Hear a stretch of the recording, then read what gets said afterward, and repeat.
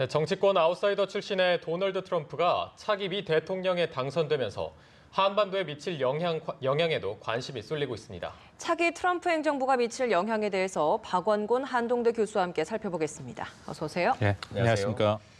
자, 일단 트럼프가 45대 대통령으로 당선이 되면서 이 트럼프와 함께 그 주변에서 함께 정국을 이끌어갈 인물들에 대해서도 관심이 높아지고 있거든요.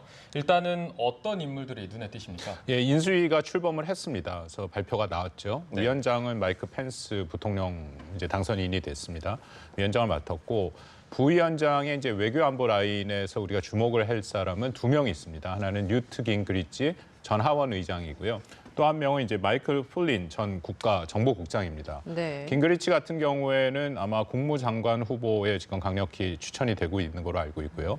플린 같은 경우에는 이제 국방장관이고요. 근데 이 두 사람뿐만 아니라 존 볼튼이라고 또 한 명 국무장관 후보로 하고 있는 전 그 유엔 주재 미국 대사도 있습니다. 근데 공통적인 특징이 이른바 네오콘이라는 거죠. 그러니까 굉장히 강경한 공화당의 보수파의 사람들이다라는 겁니다. 네. 그러니까 네오콘의 기본 개념은 군사력을 사용해서라도 정권 교체를 이뤄낼 수 있으면 그것이 미국의 안보에 도움이 된다라는 거죠. 네. 이라크를 사실 미국이 침공을 했을 때 그 후세인이 사실 뭐 대량 살상 무기가 있다 해서 침공을 했는데 그것이 발견이 안 됐었습니다. 네. 그때 이제 네오콘들이 내세운 것이 후세인 같은 독재자를 제거를 해야 미국의 안보가 도움이 된다라고 주장을 했죠. 예. 그 선봉에 섰던 그런 사람들이기 때문에 굉장히 강경파라고 볼 수가 있을 겁니다. 네. 이제 뭐 한반도에 미칠 영향을 좀 살펴볼 텐데요. 아무래도 제일 눈에 띄는 게 한미 동맹이 아닐까 싶습니다. 뭐 당선된 이후에 박근혜 대통령과의 통화에서 한미 관계는 굳건할 것이다라는 이야기를 하긴 했습니다만 그래도 걱정입니다. 전시작전 통제권 조기 전환될 가능성이 있다고 보십니까? 그 동맹에 대해서 트럼프는 굉장히 일관된 논리를 펴고 있습니다. 이게 어떻게 시작이 되냐면요.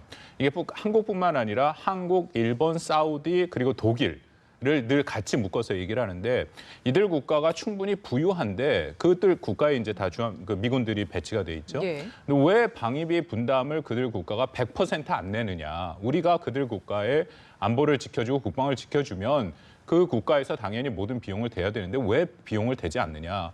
만약에 자기가 대통령이 되면 비용 부담을 다시 요구를 할 거고 충분히 증액이 이뤄지지 않으면 주둔한 미군의 역할 변경 축소 혹은 철군까지도 고려를 하겠다라는 것이 이제 기본적인 틀이거든요. 그렇죠. 네. 거기에 이제 전작권 전환이 같이 움직이고 있습니다. 네. 그래서 그 과정에서 말씀드린 것처럼 트럼프가 기대하는 수준의 방위비 비용 분담이 이루어지지 않는다면 당연히 주한미군 역할 변경을 먼저 좀 구상을 하게 될 거고 예. 변경이라는 것은 전작권 전환을 얘기하는 거고요.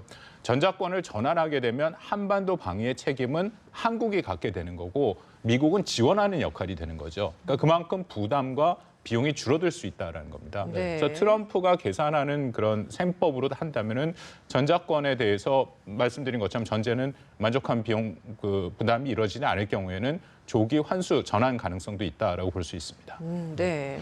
일단 만약에 조기 이양이 추진이 된다면 우리가 전력을 충분히 갖출 때까지 미국이 마냥 지속적으로 지원을 해줄 것인가 이 부분도 이분이 있거든요. 여기에 대해서는 또 어떻게 보십니까? 저희가 조금 조심해서 그 부분을 좀 접근할 필요가 있는데요. 전작권이 전환이 되고 우리 입장에서는 환수죠. 환수가 예. 된다 하더라도 당장 한미 동맹이 깨지는 건 아닙니다. 이제 그러면 새로운 형태의 동맹의 이제 지휘 체제나 그런 것들이 이루어지는 거죠. 그래서 여전히 유사시나 뭐 한반도에 급변 사태가 발생했을 경우에 미국이 한국의 방위 공약을 지키는 건 지키는 겁니다. 네. 그래서 이제 물론 그 기간이 얼마만큼 우리한테 충분한 기간이 주어지느냐에 따라서 우리가 보다 안정된 그런 전력들을 구성을 할 수는 있겠지만 만약에 그 기간이 줄어들고 급작스럽게 일어난다 하더라도 예. 한미 동맹의 기본이 깨지는 것은 아닙니다. 그래서 네. 좀 우리한테 타격이 있긴 하겠지만 그렇게 우려할 그러니까 아주 극단적인 상황은 아니다라고 말씀드리겠습니다. 예. 안보도 걱정이지만 지금 경제, 무역도 굉장히 많은 변화가 있을 것으로 보입니다. 제일 먼저 그 한미 FTA에 대해서도 굉장히 부정적인 입장을 표했었거든요. 재협상 가능성이 있다고 보시나요? 예, 한미 FTA에 대해서는 굉장히 여러 번 얘기를 했죠. 예. 일자리를 죽이는 협정이다라고 얘기를 했고요. 트럼프 캠프에서 9월 달에 이제 발간된 경제 보고서에도 보면 한미 FTA 얘기가 굉장히 자세하게 나옵니다. 약 네. 9만 7천 개의 미국민들의 일자리를 앗아간 그리고 힐러리와 오바마의 최대 실패작이다라고까지 얘기를 했고요. 예. 그리고 뭐 이미 얘기가 나오기 시작을 했습니다만 인수위에서 지금 이거 뭐 1년의 문건이 벌써 나왔다고 제가 지금 방금 들었습니다. 네. 200일 내에 북미 자유협정 나프타를 지금 다시 재협상을 하겠다라고 예. 얘기를 했고요. 그래서 그런 전체적인 측면에서 봤을 때 한미 FTA도 재협상 가능성이 있죠. 근데 만약에 재협상을 한국이 받아들이지 않는다면 네. 그 조항이 180일 조항이라는 게 있습니다. 네. 미국 측에서 이제 서면으로 더 이상 이 협정은 유효하지 않다라고 한국에 보내면 네. 우리가 180일 한국의 입장에서 180일 내에 그럼 재협상을 하겠다라고 얘기를 안 하면 협정이 자동적으로 폐기가 되는 거죠. 아, 네. 그렇기 때문에 특히 이제 또 트럼프가 핵심적으로 얘기하는 것이 무역 불공정, 무역 수지 적자 때문에 미국이 어려움을 겪고 있다라고 얘기를 하니까 네. FTA는 어떤 형태로든지 우리한테 압박을 할 가능성은 충분히 있다라고 생각을 합니다. 네. 마지막으로 일단 우리 외교부의 반응을 한번 봤더니 뒤늦게 뭐 트럼프와의 인맥 찾기의 뭐 혈연인 모습입니다. 어쨌든 트럼프와의 당선이 이변이었다고는 하지만 가능성을 배제할 수 없었는데 우리 외교부 측의 대비가 너무 안이했다는 주장에 대해서는 어떻게 생각하세요? 그 부분은 조금 저희가 조심할 필요가 있습니다. 이게 우리 한국뿐만 아니라 전 세계가 다 마찬가지 입장이었고요.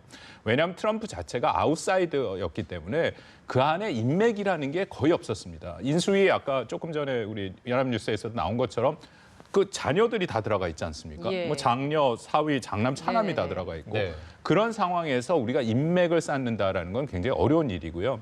제가 알기로는 그래서 우리 외교부에서 중점적으로 공화당 의원들을 상대로 충분하게 노력을 했다라고 생각합니다.